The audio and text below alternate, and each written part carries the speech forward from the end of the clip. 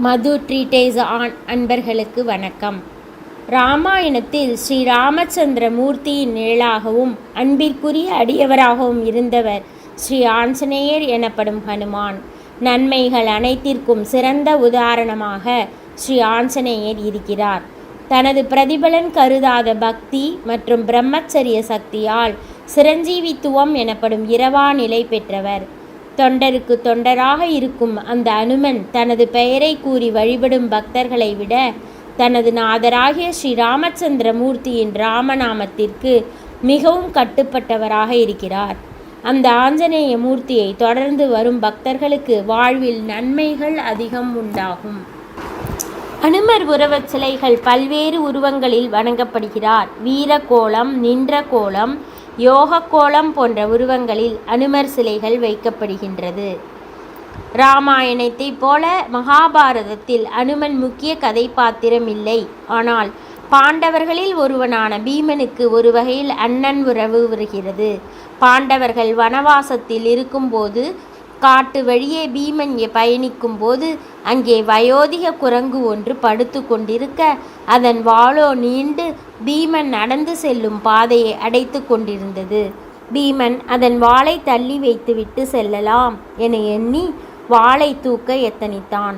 ஆனால் சிறந்த பலசாலி என பெயர் பெற்ற பீமனாலேயே அக்குரங்கின் வாளினை அப்புறப்படுத்த இயலவில்லை. பின்னர் பீமன் அது சாதாரண குரங்கில்லை என உணர்ந்து அக்குரங்கிடம் மிகுந்த மரியாதையுடன் யாரென வினவிட அனுமன் தான் யார் என்பதை பீமன் அறியச் செய்கிறார்.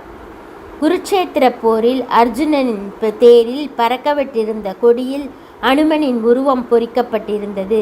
இது மானசீகமாக தேரின் பலத்தினை கூட்டியதாக சொல்வார்கள். கண்ணன் போர்க்களத்தில் பகவத்கீதையினை அர்ஜுனனுக்கு உபதேசித்த போது அனுமனும் கொடி வழியாக கேட்டதாக சொல்லப்படுகிறது. போர் நிறைவடைந்த பின் அர்ஜுனனும் கண்ணனும் தேரில் இருந்து கீழே இறங்கிய பின் கண்ணன் அனுமனிடம் இதுவரை தேரின் கொடியாக இருந்தமைக்கு நன்றி சொல்லிட உடனே அனுமன் தன் உருவினை காட்டி கண்ணனை வணங்கிவிட்டு கொடியில் இருந்து மறைந்து விடுகிறார். அனுமன் மறைந்தவுடனேயே தேர் எரிந்து சாம்பலாகி விடுகிறது. இதை கண்டு அதிர்ச்சியுற்ற அர்ஜுனனை பார்த்து கண்ணன், அர்ஜுனா, இதுவரை போரினில் இத்தேரின் மேல் வீசப்பட்ட அனைத்து கொடிய பானங்களையும் தாங்கி நின்றது என்றால் அதற்கு நானும் அனுமனும் இத்தேரில் இருந்ததுவே காரணம். இல்லாவிட்டால் இத்தேர் எப்போதோ அப்பானங்களின் சக்தியினால் எரிந்து போயிருக்கும் என்றார். இராமாயணத்தில் இணையற்ற இடத்தை பிடித்தவர் ஆஞ்சநேயர்.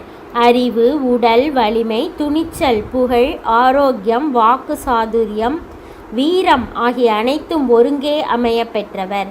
சீதா தேவியால் சிரஞ்சீவி பட்டம் பெற்றவர். அவரது பிறப்பு மகத்துவம் மிகுந்தது.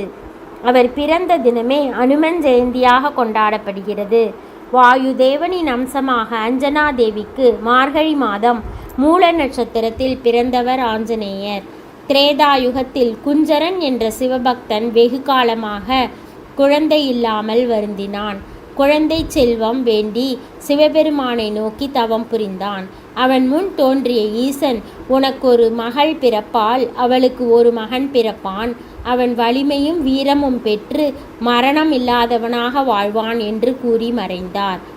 அவ்வாறே குஞ்சரனுக்கு ஒரு மகள் பிறக்க அஞ்சனை என்று பெயரிட்டு வளர்த்தனர். அவள் பருவம் எய்ததும் கேசரி என்னும் வானர வீரனுக்கு அவளை மணமுடித்து கொடுத்தார் குஞ்சரன். ஒரு நாள் அஞ்சனையின் முன்பு தர்ம தேவதை தோன்றி, பெண்ணே, நீ வேங்கடமலைக்கு கணவனுடன் சென்று மகாதேவனை குறித்து தவம் செய். அவர் அருளால் விண்ணவர் போற்றும் மகன் பிறப்பான் என்றது. தேவதை கூறிய இடத்திற்கு சென்ற அஞ்சனை காற்றை மட்டும் உணவாக கொண்டு கடும் தவம் இருந்தாள். அவளது தவத்தை கண்டு வாயுதேவன் அதிசயித்தார். ஒருமுறை வாயு பகவான் சிவசக்தி வடிவான கனி ஒன்று அஞ்சனையின் கைகளிலே வந்து தங்கும்படி செய்தார். அந்த கனியை உண்ட சில தினங்களில் அவள் கருவுற்றாள். அப்போது ஒரு அசரீரி எழுந்தது.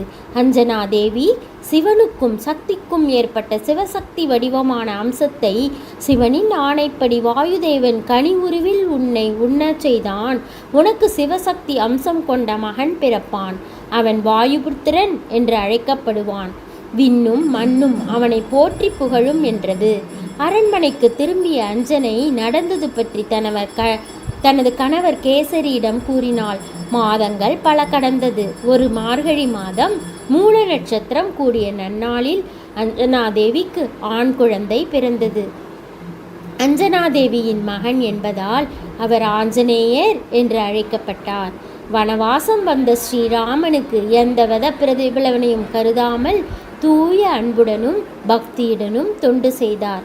ராமனுக்கு பணிவிடை செய்வதற்காகவே அவர் வாழ்ந்தார். சொல்லின் செல்வனான அனுமன் முதலாக ராமனை சந்தித்த போது, நீங்கள் யார் என்று ராமர் கேட்டார். அதற்கு, காற்றின் வேந்தருக்கு அஞ்சனை வயிற்றில் வந்தேன், நான் அனுமன் என்று தன் தந்தையின் பெயர், தாயாரின் பெயர், தன் பெயர் அனைத்தையும் அடக்கமாக கூறினார் அனுமர். ஆஞ்சநேயருக்கு சுந்தரன் என்று ஒரு பெயர் உண்டு. இராமாயணத்தை எழுதிய வால்மீகி மகரிஷி அதை 7 காண்டங்களாக பிரித்தார். அனுமனுக்கு சிறப்பு சேர்க்கும் விதத்தில் ஒரு காண்டத்தை சுந்தர காண்டம் என்று அவரது பெயரால் அழைத்து மகிழ்ந்தார். விரதம் இருப்பது எப்படி? அனுமன் ஜெயந்தி ஜெயந்திகளுக்கு எல்லாம் ஜெயந்தி. அன்றைய தினம் நாம் விரதம் இருந்தால் சகல மங்களங்களும் உண்டாகும். நினைத்த காரியம் கைகூடும், துன்பம் விலகும், இன்பம் பெருகும். அனுமன் ஜெயந்தி விரதம் இருப்பவர்கள் அதிகாலை குளித்து உணவு உண்ணாமல் ஆஞ்சநேயர் கோவிலுக்கு சென்று துளசியால் அர்ச்சனை செய்ய வேண்டும். ஆஞ்சநேயரை ராமநாமத்தால் சேவிப்பதோடு வடை மாலை சாத்தி வெற்றிலை மாலை அணிவித்து வெண்ணெய் சாத்தி வழிபட வேண்டும். வாளில் குங்குமப் பொட்டு வைத்து வழிபடுவது விசேஷமானது. அவல், சர்க்கரை, தேன், பானகம், கடலை, இளநீர் முதலிய பொருள்கள் அனுமனுக்கு மிகவும் பிடிக்கும். அதை நைவேத்தியம் செய்வதனால் அனுமன் மிக மகிழ்வார். அனுமனுக்கு வாளில்தான் சக்தி அதிகம். அதனால்தான் ஆஞ்சநேயர் வாளில் குங்குமம் வைத்து வழிபடுகிறோம். பக்தி ஸ்ரத்தையுடன் ராமநாமத்தை உச்சரித்து கொண்டு வாள் தோன்றும் இடத்தில் இருந்து தினமும் சந்தனம் பூசி குங்கும திலகம் வைத்து கொண்டு வர வேண்டும். வாளின் நுடியை அடைந்ததும் களைத்துவிட்டு மறுபடியும் பொட்டு வைக்க வேண்டும். வால்முனையில் பொட்டு பூர்த்தி பெறுகின்ற சுபதினத்தில் வடை மாலை சாத்தி வழிபட வேண்டும். மார்கழி மாதம் வளர்பிறை திரியோதசென்று 13 முடிச்சுகளோடு கூடிய மஞ்சள் கயிற்றை கலசத்திற்குள் வைத்து ஓம் நமோ பகவதே வாயுநந்தனாய என்று மந்திரம் சொல்லி ஆவாகனம் செய்து மஞ்சள், தனம், பூ மேலும் மற்ற பூஜை பொருட்களால் பூஜை செய்ய வேண்டும். கோதுமை மாவினால் தயார் செய்யப்பட்ட 13 பூரி வெற்றிலை பாக்கு தட்சணையோடு ஒரு தட்டில் வைத்து அந்தணருக்கு கொடுக்கலாம்.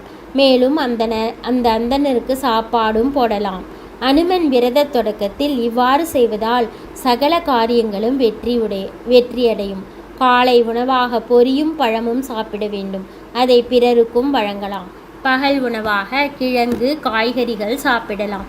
இரவில் ஆஞ்சநேயர் ஸ்தோத்திரம், ராமநாமம், ஆஞ்சநேயர் அஷ்டோத்திரங்கள், ஸ்லோகங்கள் கூறி வழிபட வேண்டும். அனுமன் உருவச் சிலைகள் பல்வேறு உருவங்களில் வணங்கப்படுகிறார். வீரக்கோலம், நின்ற கோலம், யோக கோலம் போன்ற உருவங்களில் அனுமர் சிலைகள் வைக்கப்படுகின்றது. ஜெய் ஸ்ரீராம். ஸ்ரீராம ஜெயம். ஸ்ரீராம ஜெயம். ஸ்ரீராம ஜெயம்.